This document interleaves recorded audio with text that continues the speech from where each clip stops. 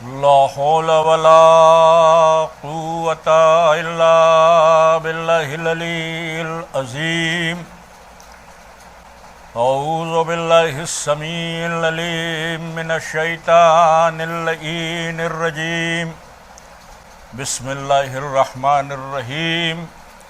الحمد لله رب العالمين والصلاة والسلام على أشرف الأنبياء والمرسلين سيدنا ونبينا وشفيعنا ومولانا ومقتدعنا بالقاسم محمد صلى الله عليه وسلم وعليه الطيبين الطاهرين المعصومين الغر الميامين ولعنة الله على أعدائهم ومنكري فضائلهم ومصائبهم وغاصبي حقوقهم أجمعين من ليلنا هذه إلى قيام يوم الدين. بسم الله الرحمن الرحيم. رب اشرح لي صدري ويسر لي أمري واحلل عقدة من لساني يفقهوا قولي. أما بعد فقد قال الله سبحانه تبارك وتعالى في كتابه المبين وهو أصدق الصادقين وقوله الحق. بسم الله الرحمن الرحيم. إن الدين عند الله الإسلام.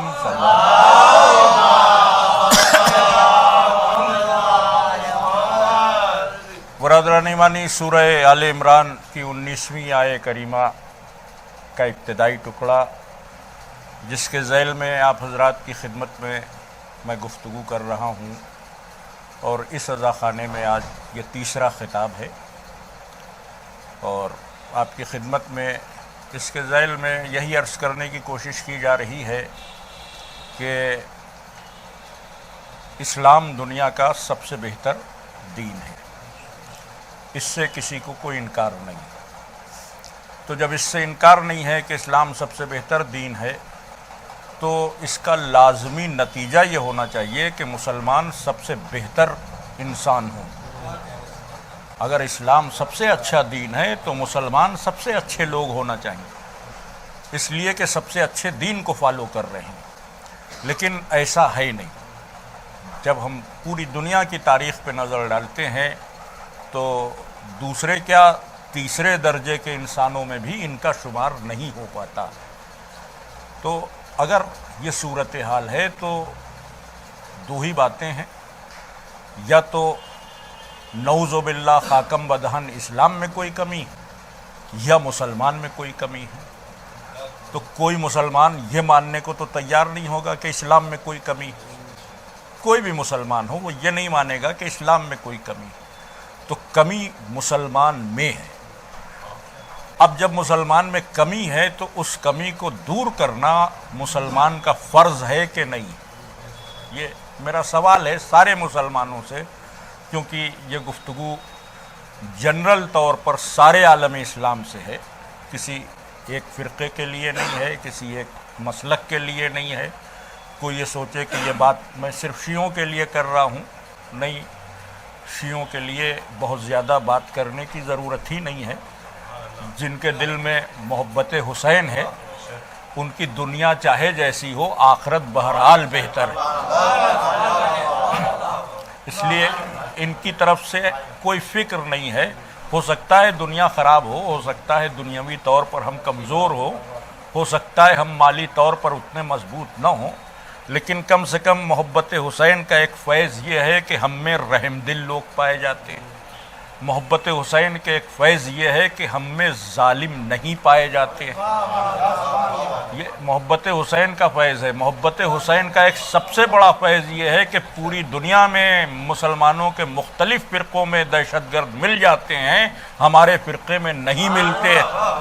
تو یہ سب مولا حسین کی محبت کا کرم ہے جو ہم سب پر صاحبان. اور باقی انسان ہم بھی ہیں، ہو سکتا ہے غلطیاں ہم سے بھی ہوتی ہوں، وہ ایک الگ مسئلہ ہے. اور اگر غلطیاں ہوتی ہیں تو ان کا ازالہ ہمیں کرنا چاہیے. استغفار کے راستے ہیں، توبہ کے راستے ہیں، اپنے آپ کو سدھارنے کے راستے ہیں. لیکن مجموعی طور پر یعنی عالمی لیول پر ہمارے خلاف کوئی ایسا چارج فریم نہیں ہوتا کہ یہ دہشت گرد ہوتے ہوں یا یہ خونخوار ہوتے ہوں. ہمارے اندر جو رحم دلی کا جذبہ ہے یہ ہمیں کربلا نے دیا. تو اس لیے ہم اپنے لیے اس وقت بات نہیں کر رہے ہیں، ہم پورے عالم اسلام کے لیے بات کر رہے ہیں، کیونکہ زد پر پورا عالم اسلام ہے کہ اگر آپ مسلمان ہیں تو آپ کو دنیا کا سب سے بہتر انسان ہونا چاہیے، اور اگر آپ نہیں ہیں تو اس کی کوئی وجہ ہے. 2 دن میں نے یہی عرض کرنے کی کوشش کی کہ سب سے بڑی وجہ یہ ہے کہ جو دین حاصل کیا گیا اور جو دین کے اصول اخذ کیے گئے، وہ اصول ان سورسز سے حاصل کیے گئے کہ جو سورسز فیک تھے، غلط تھے. فیک سورسز سے جب آپ کوئی چیز حاصل کریں گے تو فیک چیز ملے گی، اوریجنل چیز نہیں ملے گی. اسلام میں ابتدا میں 3 گروہ تھے جن سے اسلام حاصل کیا گیا: اصحاب سے، ازواج سے اور اہل بیت سے. میرا یہ کہنا ہے کہ اصحاب اور ازواج کی عزت اپنی جگہ، مگر یہ دین کے حاصل کرنے کا ذریعہ نہیں ہے. اس لیے نہیں ہے کہ اصحاب بھی ہمارے جیسے انسان ہیں اور ازواج بھی ہمارے ہی طبقے کے لوگ ہیں، کوئی اسپیشلٹی ان کے لیے نہیں ہے. میں نے عرض کیا تھا کہ ایک صحابی جس نے 40 برس کے سن میں رسول اللہ کو دیکھا اور رسول اللہ اس دنیا سے چلے گئے، ان کے جانے کے بعد وہ 40 برس اور زندہ رہا، تو اب وہ 80 برس کا ہو گیا. اس 80 برس کے بوڑھے صحابی سے اس کے دور کے ایک 10 سال کے بچے نے کہا کہ تم نے رسول اللہ کو دیکھا تھا؟ اس نے کہا ہاں دیکھا تھا. کہا یہ بتائیے کہ فلاں بات رسول اللہ نے کیسے بیان کی تھی؟ تو اب یہ 80 برس کا یہ سوچ رہا ہے کہ کیسے کہی تھی، اب اس کو بھی نہیں یاد ہے. اب غور کیجئے کہ حافظے نے 80 برس میں ساتھ چھوڑ دیا، تو جب حافظے نے ساتھ چھوڑ دیا تو اس کو یاد نہیں ہے. اب اگر وہ شرمندگی مٹانے کے لیے کچھ غلط بتا دے تو اس 10 سال کے بچے تک غلط میسج کنوے ہوا، اور پھر آگے کی نسلوں تک وہ غلط ہی میسج چلا گیا. اس لیے میرا یہ کہنا ہے کہ اصحاب دین کے حاصل کرنے کے لیے ریلائبل نہیں ہے. دین ان سے لیا جائے گا کہ جن سے غلطی نہ ہوتی، جن سے خطا نہ ہوتی. اور میں نے پہلی مجلس میں عرض کیا تھا کہ اہل بیت وہ طبقہ ہے کہ جن سے غلطی نہیں ہوتی. عالم اسلام میں اہل بیت کے لیے تمام مسلمانوں کا متفقہ فیصلہ ہے کہ محفوظ عن الخطا، مگر ان سے دین لیا نہیں گیا. وہ سیاسی مصلحتیں تھیں یا جو کچھ بھی تھا، لوگوں کو اہل بیت کے در پر آنے سے روکا گیا، جس کے نتیجے میں ان سے دین حاصل نہیں کیا گیا. اور اس کا نتیجہ یہ ہوا کہ وقت گزرتے گزرتے جو دین کی روح تھی وہ تباہ ہو گئی. دین اس لیے نہیں تھا کہ آپ کو کوئی بہت بڑی سلطنت و امپائر کھڑا کر کے دے دے، اس لیے دین نہیں تھا کہ آپ کو کوئی بہت بڑی حکومت دے دے. دین اس لیے تھا کہ آپ کے کرداروں کو سنوار دے، انسانوں کو انسان بنا دے. لیکن آپ امپائر کے چکر میں پڑ گئے کہ یہ فتح ہو جائے، وہ فتح ہو جائے، یہاں تک پہنچ جائے، یہاں پرچم اسلامی گڑ جائے اور یہاں کے لوگوں کو مسلمان بنا لیا جائے. تو یہ سب تو ہوا، لیکن وہ جو کردار تھا اسلام کا وہ مرتا رہا. اور اس کی سب سے بڑی دلیل یہ ہے کہ جب صحیح طور پر دین رائج ہونے لگا تو مسلمانوں نے سب سے زیادہ مخالفت کی، سب سے زیادہ مخالفت کی. اب دیکھیے کہ صرف 25 برس کا عرصہ گزرا تھا رسول کی وفات کو. 25 برس کے عرصے کے بعد حضرت علی کے ہاتھوں پر بیعت ہو گئی. اب یہ تاریخ ہے، اس سے کسی کو انکار ہی نہیں. چوتھا خلیفہ سارے مسلمان انہیں مانتے ہیں. تو یہ جو 25 برس گزرے اس میں 3 خلافتیں تھیں. ان 3 خلافتوں کے بعد چوتھی منزل پر حضرت علی کو لوگوں نے مان لیا. حضرت علی آسانی سے راضی نہیں ہوئے، لیکن لوگوں نے زور دے کر اور دباؤ ڈال کے اور یہ کہہ کے کہ اگر آپ ہماری ہدایت نہیں کریں گے تو ہم رسول اللہ سے شکایت کریں گے کہ آپ نے ہماری ہدایت نہیں کی. تو رسول اللہ نے اس منصب کو ایکسیپٹ کر لیا، مولا متقیان نے اس منصب کو ایکسیپٹ کر لیا، قبول کر لیا. اب اس 25 برس میں کیا ہوا؟ جب علی بیٹھے تو واضح ہوا. سب سے پہلے تو جب علی نے نماز پڑھائی تو ایک آواز آئی کہ آج ویسی پڑھی جیسی نبی پڑھاتے تھے۔ اس کا مطلب یہ کہ صحابیت نے 25 برس میں نماز کا تحفظ نہیں کیا۔ اور نماز آپ جانتے ہیں، نماز جب سے رسول اللہ مدینے آئے تب سے واجب ہو گئی جماعت کی۔ مکے میں جماعت کی واجب نہیں تھی، تو جب مدینے میں آئے تو جماعت کی نماز واجب ہو گئی۔ تو کم سے کم 10 سال صحابہ نے نبی کے پیچھے نماز پڑھی۔ 10 سال پڑھی، روزانہ پڑھی، صبح کی پڑھی، ظہر کی پڑھی، عصر کی پڑھی، مغرب کی پڑھی، عشاء کی پڑھی، 5 وقت روزانہ ایک عمل کی تکرار ہوتی رہی رسول اللہ کے پیچھے۔ وہ عمل جو روزانہ صحابہ نے دیکھا، تواتر کے ساتھ 10 سال دیکھا، آج کی سچویشن یہ ہے کہ اس نماز میں صرف قیام میں 19 اختلاف ہیں۔ قیام یعنی جب آپ نے نیت کی، اللہ اکبر کہا اور پھر سورہ حمد پڑھا اور انا تہنا یا کوئی سورہ پڑھا اور رکوع میں گئے، تو رکوع میں جانے سے پہلے سے لے کر نیت کے بعد تک کے وقفے کو آپ قیام کہہ سکتے ہیں کہ یہ قیام۔ وہ قیام جس میں سیدھے کھڑے ہونا ہے، اس میں 19 اختلاف ہیں۔ مثلا کوئی کہتا ہے کہ رسول اللہ ہاتھ کھول کر کھڑے ہوتے تھے، کوئی کہتا ہے نہیں ہاتھ باندھ کے کھڑے ہوتے تھے۔ اب یہ اختلاف ہے کہ نہیں ہے؟ ہم اس پہ بحث ہی نہیں کر رہے ہیں رسول اللہ کیا کرتے تھے۔ یہ اختلاف زندہ ہے، اس بات کی دلیل ہے کہ 10 برس تک دیکھنے کے بعد ایک نماز کا بھی تحفظ صحابیت نہیں کر سکی۔ تو جو ایک نماز نہ بچا سکیں وہ پورا دین آپ کو دے دیں گے۔ اب غور کیجئے، یہ تو ممکن ہی نہیں ہے کہ وہ پورا دین آپ کو دے دیں۔ ایک نماز نہیں محفوظ کر سکے، اور 25 برس بعد جب علی نے نماز پڑھائی تو کہا کہ آج ویسی پڑھی جیسی نبی نے پڑھائی تھی۔ یہ تو ہو گئی نماز کی صورتحال۔ اس کے بعد علی ممبر پر گئے، خطبہ دیا۔ اس خطبے کا جو پہلا فقرہ ہے وہ نہج البلاغہ میں آج بھی موجود ہے۔ کیا کہا علی نے؟ کہ خدا کا شکر ہے کہ حق اپنی منزل اول کی طرف آ گیا۔ اس کا مطلب یہ کہ علی نے بیچ کی ساری خلافتوں کو کلعدم کر دیا، آج حق اپنی منزل اول کی طرف آیا۔ تو زنگرامی علی نے اپنے سلسلہ خلافت کو غدیر سے جوڑے رکھا، الگ نہیں کیا، کہ آج حق اپنی منزل اول کی طرف آ گیا۔ اور اس کے بعد جب نظام کو سنبھالا تو آپ غور کیجئے کہ کوئی کافر علی سے لڑنے نہیں آیا۔ آپ اسلامک ہسٹری کو بخوبی جانتے ہیں، آپ میری بات کی تائید کریں گے کہ کوئی کافر علی سے لڑنے نہیں آیا، کوئی یہودی علی سے لڑنے نہیں آیا، کوئی عیسائی علی سے لڑنے نہیں آیا، کوئی نصرانی علی سے لڑنے نہیں آیا، کوئی مشرک علی سے لڑنے نہیں آیا۔ یہ جو حضرت علی نے 4 سال دور خلافت گزارا، ان 4 سالوں میں 3 لڑائیاں صرف مسلمانوں سے ہوئی، صرف مسلمانوں سے ہوئی۔ کیا ہے کسی کے منہ میں دم جو کہے علی سے کہ آپ اتحاد کے خلاف کام کر رہے ہیں، آپ مسلمانوں سے لڑ رہے ہیں؟ بات یہ نہیں ہے کہ مسلمانوں سے لڑ رہے ہیں، بات یہ ہے کہ کیوں لڑ رہے ہیں، یہ سوچنے کی بات ہے۔ زنگرامی علی لڑنے نہیں گئے، لوگ لڑنے کے لیے آئے۔ کیوں آئے لوگ لڑنے کے لیے؟ یہ جو 25 برس کا عرصہ گزرا تھا، اس میں اسلامی روح کو اس قدر کچل دیا گیا تھا کہ رسول اللہ نے جس اسلام کی تعبیر پیش کی تھی وہ فتح مکہ کے بعد آپ کے پیش نظر ہے کہ جب مکہ فتح ہو گیا تو رسول اللہ نے خطبہ دیا۔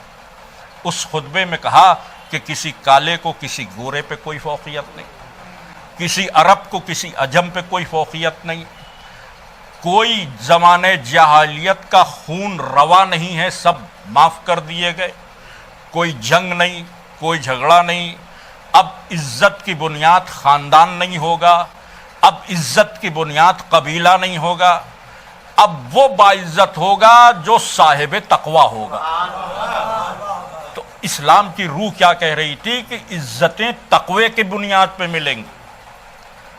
25 برس میں کیا ہوا کہ جتنے قبائلی امتیازات رسول اللہ نے ختم کیے تھے وہ پھر زندہ کر دیے گئے، پھر زندہ ہو گئے۔ وہی عرب، وہی عجم، وہی ہم بڑے تم چھوٹے، ہمارا قبیلہ فلاں تمہارا قبیلہ فلاں، ہم مہاجر تم انصار، یہ سارے امتیازات قائم ہو گئے، اور ان امتیازات کے زیر اثر لوگ جینے لگے۔ اب حضرت علی آئے بیت المال میں، ظاہر ہے کہ بیت المال سے مستحقین کو پیسے تقسیم ہونا. تو ایک عرب جھومتا جھامتا ہوا آیا، تو اس کو حضرت علی نے 1 درہم دیا کہ یہ تمہارا رائٹ ہے، لے جاؤ. تو وہ درہم لے کے کنارے کھڑا ہو گیا. کیوں کھڑا ہو گیا؟ اس کے پیچھے جو قطار میں تھا، لائن میں تھا، وہ ایک ایرانی تھا. وہ بیچارہ غلام ایرانی وہ سر جھکائے چپ چاپ آیا، تو حضرت علی نے اسے بھی 1 درہم دیا. تو اب اس عرب نے اپنا درہم پھینک دیا. اس نے کہا یہ کون سی بات ہوئی، میں عرب ہوں، مجھے بھی 1 درہم ہو، یہ عجم ہے اسے بھی 1 درہم. آپ غور کیجئے کہ رسول اللہ نے کیا کہا تھا کہ عرب کو عجم پر کوئی فوقیت نہیں. 25 برس کی حکومت میں ذہن اتنے بدل گئے تھے کہ اس کو اپنے عرب ہونے پہ ناز تھا، وہ عجمی کو اپنے برابر پیسے لیتے ہوئے نہیں دیکھ سکتا تھا. ارے بھئی تجھے ضرورت ہے، تو بتا کہ میری ضرورت زیادہ ہے، بجائے اس کے کہ تو یہ کہہ رہا ہے کہ اس کو میرے برابر کیسے مل گیا. تو جب اس نے یہ مزاج پیش کیا کہ اس کو میرے برابر کیسے مل گیا، ہم تو عرب ہیں اور یہ تو عجم ہے، تو حضرت علی نے اس سے کہا کہ یا تو اپنا درہم اٹھا لے. اب حضرت علی نے لہجے کو بدلا، یا اپنا درہم اٹھا کے رکھ لے یا اسلام چھوڑ کے چلا جا. اب وہ کہہ رہے ہیں اسلام چھوڑ کے؟ ہاں، کہ اسلام میں عرب و عجم کو کوئی فوقیت نہیں، جو تیرا حق بنتا ہے وہی اس کا بھی حق بنتا ہے. تو آپ ذرا غور فرمائیے کہ حضرت علی چاہتے تھے کہ رسول اللہ والا اسلام پھر سے پلٹ آئے. تو اب وہ اسلام پلٹ تو آئے، لیکن یہ جو حرام خور پیدا ہو گئے تھے، یہ جو رشوت خور پیدا ہو گئے تھے، یہ جو مال حرام پہ پلنے والے پیدا ہو گئے تھے، یہ جو بے ایمان پیدا ہو گئے تھے، ان بے ایمانوں کو حضرت علی کی ایمانداری گوارا نہیں تھی. یہ جو حضرت علی سے 3 جنگیں ہوئی ہیں، اس کی وجہ صرف یہ تھی کہ حضرت علی ایمانداری کا معاشرہ چاہتے تھے. بے ایمان لوگ اس معاشرے میں خوش نہیں تھے، اس لیے علی سے لڑ رہے تھے. آپ غور کیجئے کہ مولا بیت المال کا کام کر رہے ہیں، بیت المال کا کام کر رہے ہیں، وہ اندھیرا ہو گیا، رات ہو گئی. اتنے میں 2 لوگ آئے رات کے اندھیرے میں. یہ جو 2 لوگ آئے ہیں یہ اپنے ذاتی مفاد کے لیے آئے. علی خلیفہ وقت ہیں، کچھ کانا پھوسی کریں گے، کچھ الگ سے مرات لیں گے، کچھ فائدے کی بات کریں گے، کچھ سودے بازی کریں گے، اس لیے یہ 2 لوگ آئے. اب یہ 2 لوگ آئے، علی نے دیکھا کون؟ کہا ہم دونوں آئے. کیوں؟ کچھ بات کرنا ہے. کہا بیٹھ جاؤ. کام پورا کیا، رجسٹر بند کیا، چراغ بجھا دیا. اب جب چراغ بجھ گیا تو صرف بیت المال کا چراغ نہیں بجھا، ان کی امیدوں کے چراغ بھی گل ہو گئے. انہوں نے کہا یہ کیا کیا آپ؟ اب اندھیرے میں کیا بات ہو؟ کہا بھئی یہ بیت المال کے تیل سے جل رہا ہے، اس کا حساب کون دے گا؟ بات تو ہماری تمہاری پرسنل ہونے والی ہے نا، تو اب بیت المال کیوں بھگتے؟ اس لیے میں نے چراغ بجھا دیا. تب جو کہنے آئے تھے اب تو وہ کہہ نہیں سکتے تھے، اس لیے کہ جب بیت المال کے تیل پر اتنا سخت حساب ہو رہا ہے تو اب گورنری کون دے گا اور عہدے کون دے گا اور منصب کون دے گا؟ وہ کہنے کچھ نہیں عالی، ہم لوگ اس لیے آئے تھے کہ آپ کو اطلاع دے دیں کہ ہم عمرہ کرنے جا رہے ہیں. تو ہاں بالکل تشریف لے جائیے. تو کہا آپ سے اجازت لے لیں. کہا اجازت کی کیا بات ہے، آپ نیک کام کرنے جا رہے ہیں، آپ جائیے عمرہ کیجئے اور ہمارے حق میں بھی دعا کیجئے گا. اور یہ لوگ وہاں سے چلے گئے. یہ لوگ وہاں سے چلے گئے.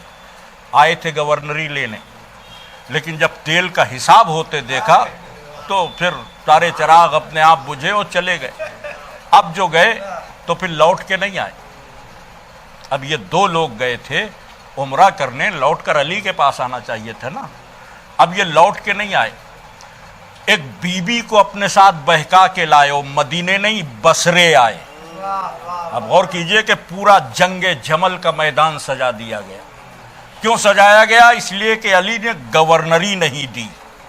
آپ غور فرمائیے، تو اس کا مطلب یہ کہ یہ جو لڑائی ہو رہی ہے علی سے، یہ جو جنگ ہو رہی ہے علی سے، یہ صرف اس لیے ہو رہی ہے کہ یا علی آپ کی ایمانداری ہمیں پسند نہیں ہے، اور اس کے علاوہ کوئی وجہ نہیں. اب ذرا غور فرمائیں کہ جو بے ایمان تھے وہ علی کی ایمانداری کو پسند نہیں کر پا رہے تھے. ظاہر ہے کہ اگر کوئی حکومت ایمانداری کرنے لگے تو اس کے ارد گرد جو بے ایمان لوگ ہوتے ہیں وہ چاہتے ہیں کہ اس حکومت کو گرا دیا جائے. تو یہی مدینے میں بھی ہو رہا تھا کہ جتنے بے ایمان تھے 25 برس کی سقیفہ کی زندگی میں جو بے ایمان پیدا ہوئے تھے، وہ نہیں چاہتے تھے کہ امیر المومنین صاحب ایمان علی کی حکومت چلے یا اسلام کا نام آگے بڑھے، اس لیے وہ اسلام کے خلاف علی کے مقابلے پہ کھڑے ہو گئے، اور انہوں نے جنگ جمل میں بھی حصہ لیا، انہوں نے جنگ صفین میں بھی حصہ لیا، انہوں نے جنگ نہروان میں بھی حصہ لیا۔ وہ علی سے صرف اس لیے لڑتے رہے کہ یا علی آپ ایماندار کیوں ہیں، وہ علی سے صرف اس لیے جنگ کرتے رہے کہ ان کو حرام خوری کے موقع کیوں نہیں مل رہے ہیں، ان کو رشوت خوری کا موقع کیوں نہیں دیا جا رہا ہے۔ آپ غور فرمائیں تو ابتدا میں روح اسلام کو اس بری طرح کچل دیا گیا، پشمردہ کر دیا گیا کہ اب جو مسلم سماج پیدا ہوا تو وہ نام کا مسلمان تھا مگر اسلامی روح سے عاری تھا، اور وہ سلسلہ آج تک جاری ہے۔ ایسا نہیں ہے کہ آج نہیں، آج دیکھیے آج بھی یہی صورتحال ہے۔ ان کا وہ پاکستان میں ریلی نکل رہی ہے، کس کے خلاف؟ شیعوں کے خلاف۔ شیعوں کے خلاف ریلی نہیں، اہل بیت کے خلاف، اس لیے کہ اگر شیعوں سے کوئی ناراضگی ہے تو شیعوں کے خلاف بات ہونا چاہیے۔ ہو کیا رہے ریلی میں؟ جہاں علی کا نام لکھا ہے وہ نام کاٹا جا رہا ہے اور دوسروں کا نام لکھا جا رہا ہے۔ اس کا مطلب یہ کہ تمہیں عداوت علی سے ہے، علی کا کچھ بگاڑ نہیں سکتے، لہذا غصہ شیعوں پہ اتارنے کی کوشش کرتے ہو۔ اچھا، ہمیں کوئی خطرہ ہی نہیں ہے، کوئی خوف نہیں ہے، اس لیے کہ 14 صدیوں سے ہم تلواروں کے سائے میں پلتے آئے ہیں اور تا ظہور پلتے رہیں گے۔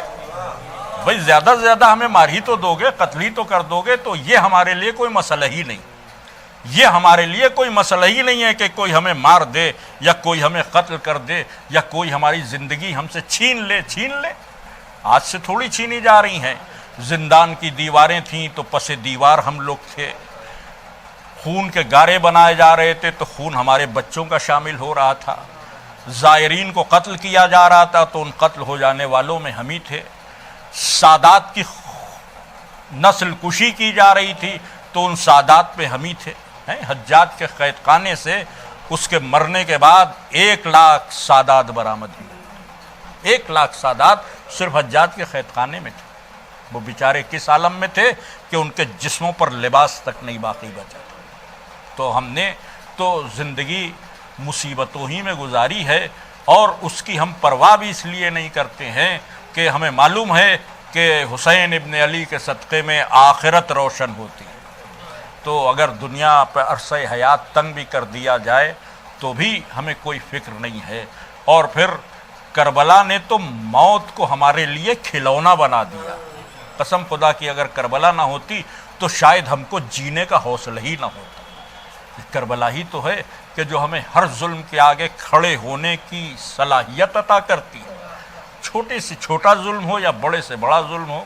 جب ہم تن جاتے ہیں، جب ہم کھڑے ہو جاتے ہیں تو پھر کوئی مسئلہ ہمارے لیے مسئلہ نہیں رہتا۔ اور یہ بات ہم اچھی طرح سے جانتے ہیں کہ ہم امام حسین کے صدقے میں کل بھی زندہ تھے، آج بھی زندہ ہیں اور صبح قیامت تک زندہ رہیں گے۔ عزیزان گرامی، انشاءاللہ بقیہ گفتگو آپ کی خدمت میں کل کی جائے گی۔ آج بات کو اسی منزل پر روکتے ہوئے کہ دنیا نے جو دین حاصل کیا وہ حکومت کے ذریعوں سے حاصل کیا، اس لیے خون آشامی ان کا مزاج بن کے رہ گئی ہے، دہشت گردی ان کی فطرت بن کے رہ گئی۔ اگر دین اہل بیت سے حاصل کیا ہوتا تو یہ رحم دل بھی ہوتے، ان کا شمار بہترین انسانوں میں بھی ہوتا، مگر انہوں نے اہل بیت سے دین نہیں حاصل کیا۔ اور اب اس دور میں تو اور بھی بہتری، اس لیے کہ اس دور میں آپ سوچ سکتے ہیں کہ صحیح کیا ہے اور غلط کیا ہے۔ عزیزان گرامی، علی سے 3 لڑائیاں ہوئیں۔ اس وقت لوگوں کی سمجھ میں بھلے نہ آیا ہو، لیکن جب بادل چھٹ گئے، جب دھند ہٹ گئی تو ہر مورخ کو لکھنا پڑا کہ علی حق پر تھے، علی کا مخالف غلطی پر تھا۔ اور میں کہ یہ فیصلہ ہے متفقہ، علی حق پر تھے، علی کا مخالف غلطی پر تھا۔ تو علی کا دور خلافت بھی اس بات کا گواہ ہے کہ غلطی علی کے مخالف سے ہوتی ہے، علی سے نہیں ہوتی ہے۔ تو جب اہل بیت سے غلطی نہیں ہوتی ہے تو ہمارا دین اہل بیت سے ہم تک آنا چاہیے تاکہ صحیح دین آئے۔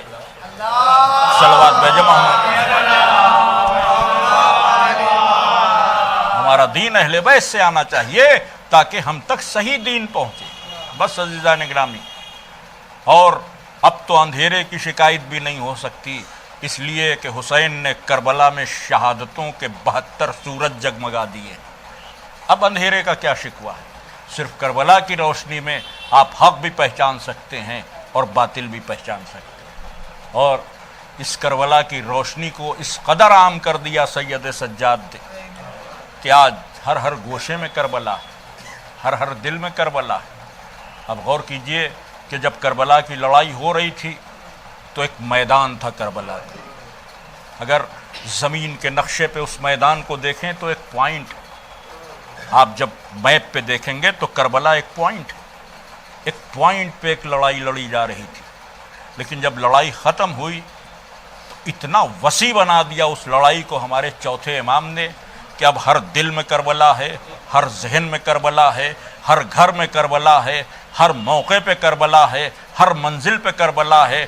دنیا کا کوئی انقلاب اس وقت تک مکمل ہی نہیں ہوتا جب تک کربلا سے روشنی نہ لے لے۔ عزیزان گرامی، اگر آپ انقلابوں کی تاریخ دیکھیں تو کوئی انقلاب ایسا نہیں ہے کہ جس نے کربلا سے روشنی نہ لی ہو، چاہے ہندوستان کی آزادی کا انقلاب ہو، چاہے افریقہ سے گوروں سے آزادی کی لڑائی ہو، چاہے لومبامبا قوم کی لڑائی ہو۔ جتنی لڑائیاں ہیں جو آزادی کے لیے لڑی گئی ہیں سب میں روشنی کربلا سے لی گئی، سب میں روشنی کربلا سے لی گئی۔ یا سب سے جدید ایران کا انقلاب بغیر کربلا کے کامیابی نہیں ہو سکتا تھا۔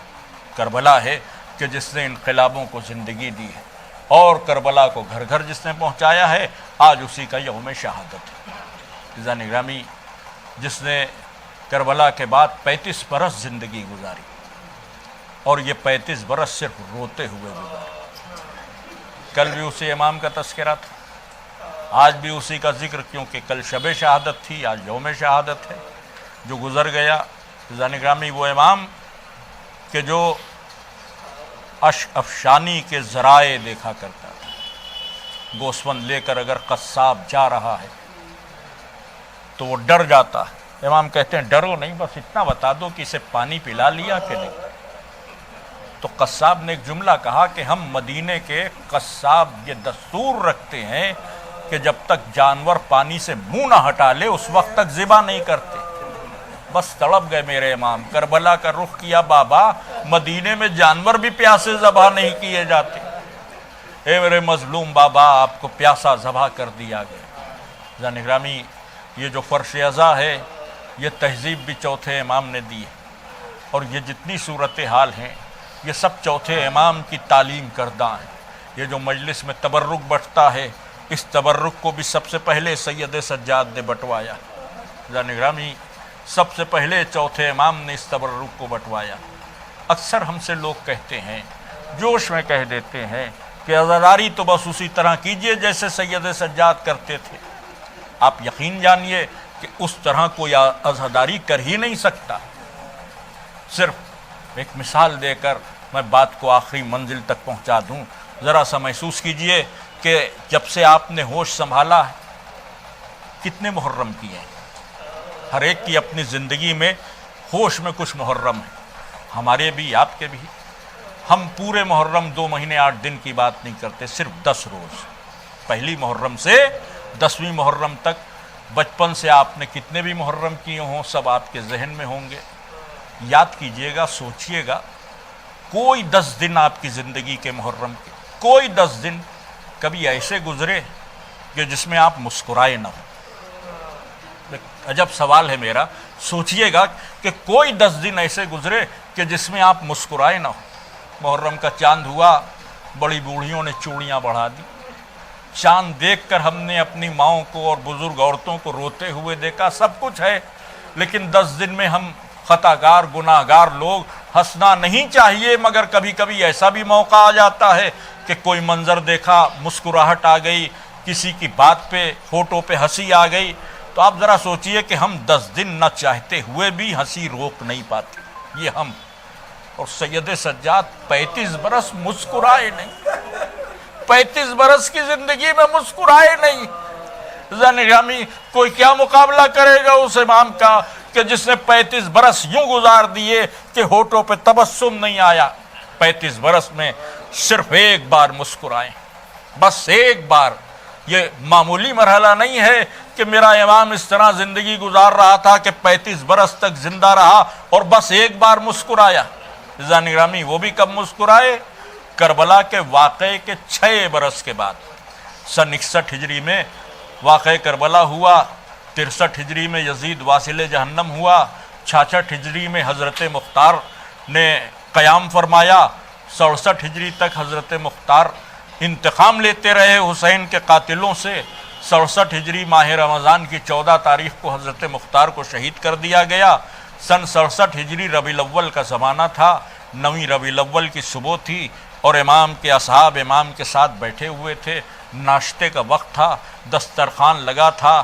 امام کے اصحاب کا دستور تھا کہ روزانہ ناشتے اور کھانے کے وقت امام کے پاس حاضر رہتے تھے، اس لیے نہیں کہ ان چاہنے والوں کو کچھ کھانا پینا چاہیے تھا، یہ صرف اس لیے بیٹھتے تھے کہ ان کے بہانے سے امام کچھ لقمے کھا لیں، اس لیے کہ کربلا کے بعد جب کھانا آتا تھا تو کبھی علی اکبر کو یاد کیا، کبھی علی اصغر کو یاد کیا، کبھی اپنی بہن سکینہ کو یاد کر کے روئے۔ مولا کچھ کھاتے ہی پیتے نہ تھے تو چاہنے والے یہ چاہتے تھے کہ ہمارے ساتھ مولا تھوڑا سا کچھ کھانا پانی کھا لیں، اس لیے ہر وقت ساتھ رہتے تھے۔ صبح کا وقت تھا، ناشتے پہ امام تھے کہ ایک قاصد کوفے سے آیا، اس نے کہا میں مختار کا پیغام لایا ہوں۔ پیغام میں اس نے 9 ربیع الاول کی صبح ابن زیاد کا کٹا ہوا سر پیش کیا۔ جب یہ کٹا ہوا سر آیا تو امام نے شکر کا سجدہ کیا، چاہنے والوں سے کہا کہ جب میرے بابا کا سر اس ملعون کے سامنے لایا گیا تھا تو یہ بھی ناشتہ کر رہا تھا، خدا کا شکر ہے کہ آج یہ دن اللہ نے ہمیں دکھایا کہ اس کا سر رکھا ہے اور ہم دسترخوان پر بیٹھے ہیں۔ یہ امام نے فرمایا اور یہ کہہ کر مسکرائے، 6 سال میں پہلی بار مسکرائے۔ اب جو مسکرائے تو چاہنے والے تڑپ گئے، زنگامی چاہنے والے تڑپ گئے۔ امام کے تبسم کو دیکھ کر امام اٹھے، زنان خانے میں جانے لگے تو چاہنے والے ہاتھ جوڑ کر کھڑے ہو گئے، اے فرزند رسول کچھ دیر بیٹھیے، آج آپ کو 6 برس بعد مسکراتے ہوئے دیکھا۔ تو امام نے ایک جملہ کہا، وہ جملہ بہت رلائے گا آپ کو، کہ بس ابھی آتے ہیں سیدانیوں سے کہہ دیں کہ آج بال سنوار لے، آج سر کے بالوں میں تیل لگا لے۔ 6 برس تک کسی بیوی نے سر کے بال نہیں سنوارے تھے، 6 برس تک صرف ہائے حسین واہ حسینہ کی صدائے بلند تھی، ہائے غم کربلا جس نے اہل بیت کے ہونٹوں سے تبسم چھین لیا، ہمہ وقت آنسو تھے۔